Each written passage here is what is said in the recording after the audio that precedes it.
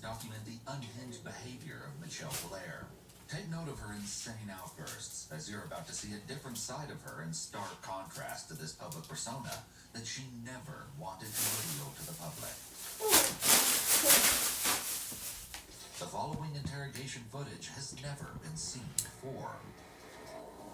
Michelle Angela Blair, a 35-year-old mother of four, appeared to be a dedicated and loving mother to the outside world. But a twist of fate revealed not only was that a lie, but that she was also hiding an unimaginably disturbing secret in plain sight within her apartment.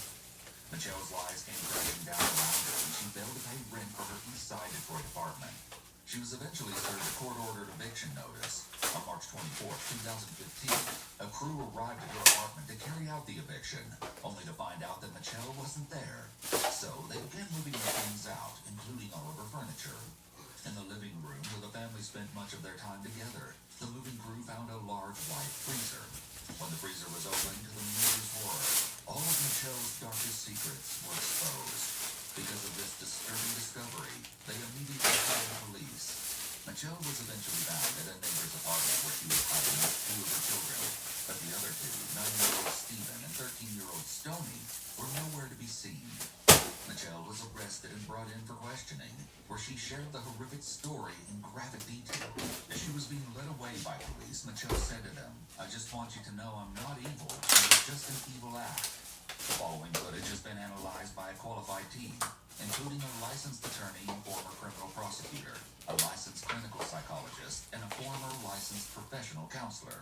It's important to note that the police department made some redactions to the following footage, but we added context throughout for your viewing. In order to protect the identity of the alleged victim, we will be referring to him as Michelle's youngest son, and by the pseudonym Alex throughout this case. Just water or something? No, if you guys have any back of land, just water. I got no medicine. Just water, man. Water. Can I ask you a question? Is her name Oscar? She in here? She's an ex-police officer. I just want her to hear from me. I'm here. We're talking now. It's okay. Just have a seat, okay? We'll be right with you in a second. An officer uncuffs Michelle and offers her water. Both are gestures of goodwill. These gestures are meant to keep her from shutting down and keep her comfortable to get her talking. Just have a seat right there, guys.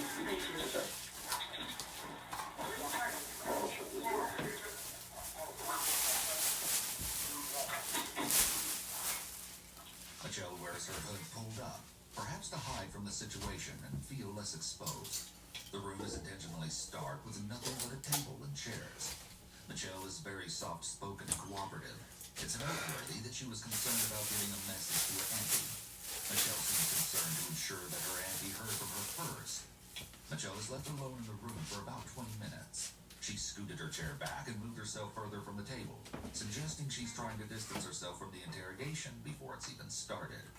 While she waits, her hands touch her stomach, signaling that she may be feeling anxious and is seeking comfort, which is understandable for someone sitting in an interrogation room. She sits extremely still for several minutes, which may indicate that she's very focused and possibly preparing what she's going to say. Although some dismiss body language analysis as pseudoscience, it's used by the FBI and CIA during interrogations. When the CIA is interrogating an individual, they look for clusters of 3 or more indicators that occur in either quick succession or all at once. These indicators can be signs of discomfort or uncertainty in what the individual is stating, rather than indicators of deception. It's extremely important to note that you cannot detect deception through body language analysis alone.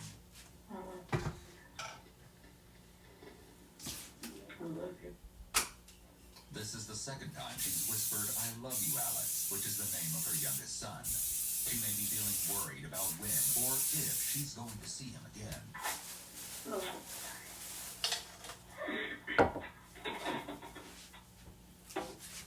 I'm Officer Diaz.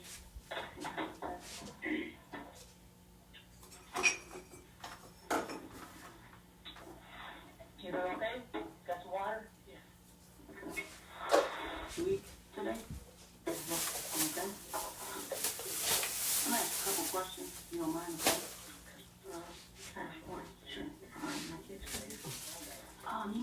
can't answer that right now. But I find out. As soon as we're done, I'll make sure you know all the information, okay? I just really wanted to show her face.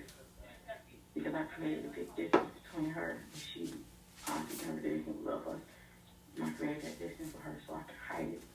You get what I'm saying? Mm-hmm. So she thinks that I'm mad at her and don't love her. I'll make sure you just want to make things right. I just want to know that for her. Because she loves me so much, she don't have to. Okay. And I was there to her and I remember her face. I gotta take care of this first, okay? And then you can tell me anything you want to take. But I got some administrative things that I gotta let you know about, like your constitutional rights. The officer stops her as she needs to Mirandize her before she implicates herself. And without hearing her Miranda rights, any statement she makes may be inadmissible. The officer has Michelle read the Miranda warning out loud to show that she's literate.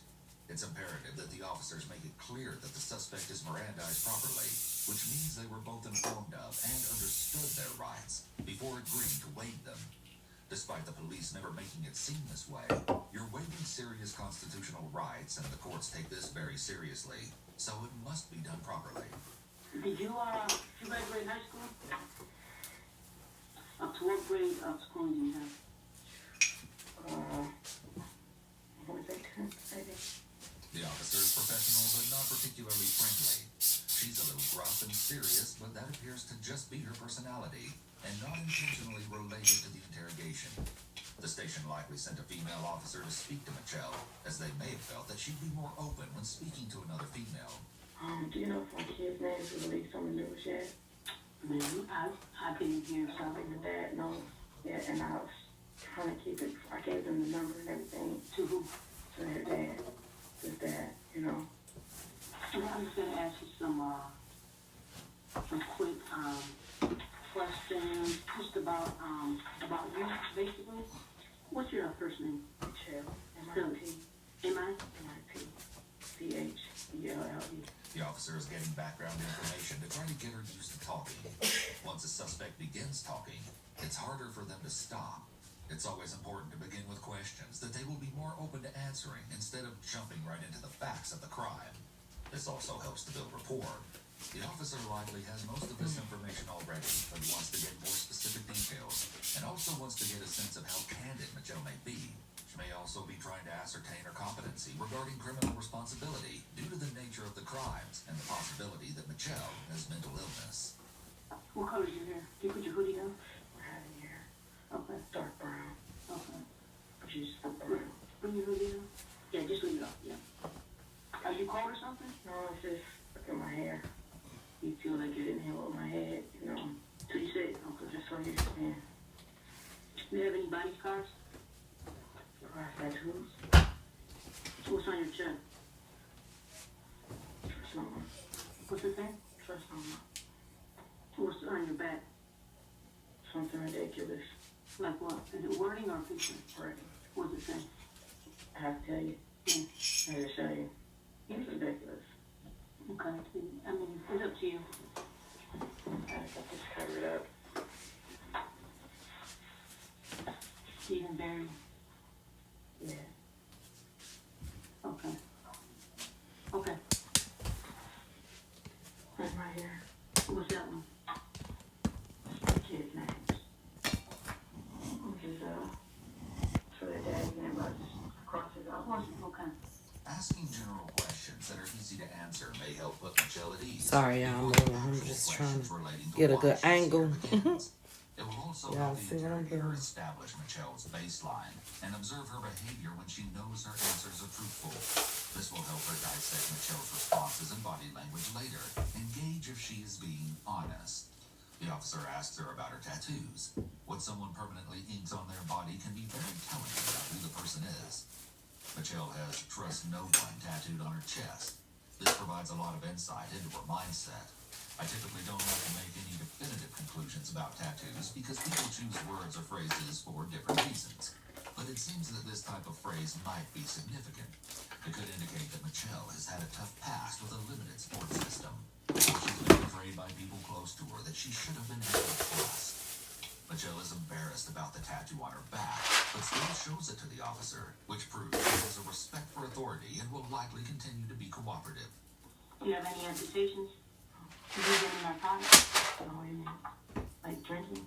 No, like drugs, illegal drugs. no. I smoked weed before. I have no idea where he is, his number, or anything. I don't talk to him. And honestly, I don't talk to my mother. Michelle is estranged from her immediate family, which is something that could indicate a problematic personality, or possibly a dysfunctional childhood or family life. It's likely that her support system is limited, which is problematic as she's a single mother with incomplete education, and she likely needs help. The lack of relationship with her parents could also indicate, like the trust no one tattoo implies, that she's been betrayed by the people she should have been able to count on in her life. I'm not acting. And how many sons do you have? One, I had two. Your daughters? I had 2 girls and 2 boys. What's your daughter's name? How old is she? 17. Did she stay with you? Yes. She got a phone number? No, no phone. She's here. Okay. You got a boyfriend or spouse? No. What's your ex, the father of is that your ex-boyfriend? Yeah. So you have 4 children altogether? None of them are in school? Where are your other 2 kids, Tony and Steven? At the house. At their old house. Where in your house are you? Who put them in there? Michelle lowers her voice, but bluntly answers. Her lowered tone indicates shame, but she says this with no real emotion otherwise. I think I'm about to She's put, forthcoming and appears to be willing I don't know, to I really don't right need all this away, stuff up which is here. somewhat But it's like if I unusual take it in allegations. downstairs, Instead of blaming it's gonna be anyone else gone for so putting the children fast, in the like- freezer, she's taken responsibility for that part of the crime right away. When the moving crew first opened What the should I freezer, do with they this, found y'all? a teenage girl's frozen body, and she was completely naked and covered in frost. If I take this hot sauce, ketchup, bust it downstairs, it's gonna be gone so fast. There were blood stains next to her face. I don't know A what long to piece of do. black fabric, possibly a silk scarf, was still fastened around her neck. I'ma have to, and there I were guess. notable injuries to her throat, her right cheek, right brow, her bicep, It's and her crazy. chest. I have to Under worry the about girl were this. several blankets. Let's go Her body was downstairs. frozen to the side of the freezer. Only a portion of the body was taken away.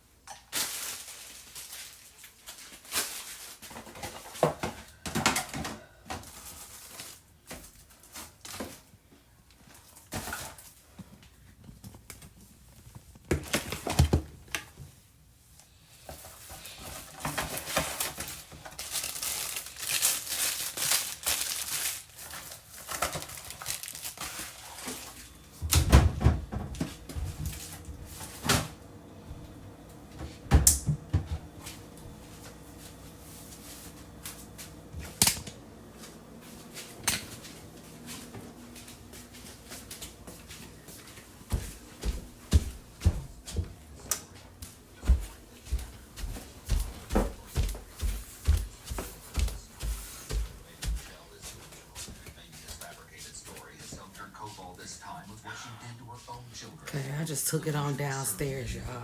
Get this tissue. Better not be gone.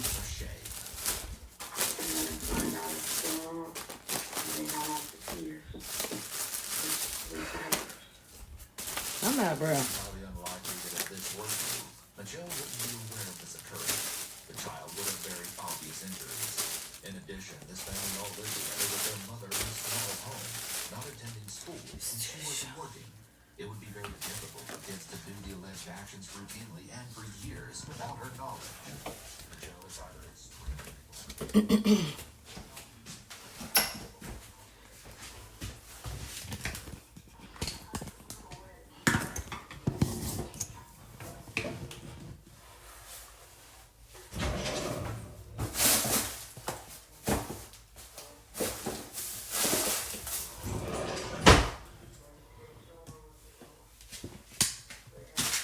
they do with the other? Oh, it's over there.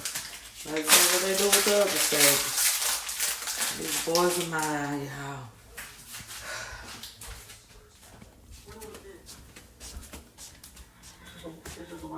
I'm about to get the cleaning up. Look how much more I have to do, y'all. Cause while I'm off, I'm just gonna spend the day cleaning up my room, and I'm gonna sweep the hall. But they room, I was gonna try to straighten out. It's too much, and it really kind of ticked me off. So I'm gonna make sure they don't touch nothing we need to wash. I know, but they're gonna clean their room. I'm finna clean off my bed. Just clean up. Look, I'm just trying to get everything together. Yeah, I'm about to clean off my bed and sweep. And I got a vacuum, but I don't know why it's not working. I don't want to freaking stay in. I just bought that vacuum. It's not picking up. Anyway, I guess I'll chat with you guys later. Thank you.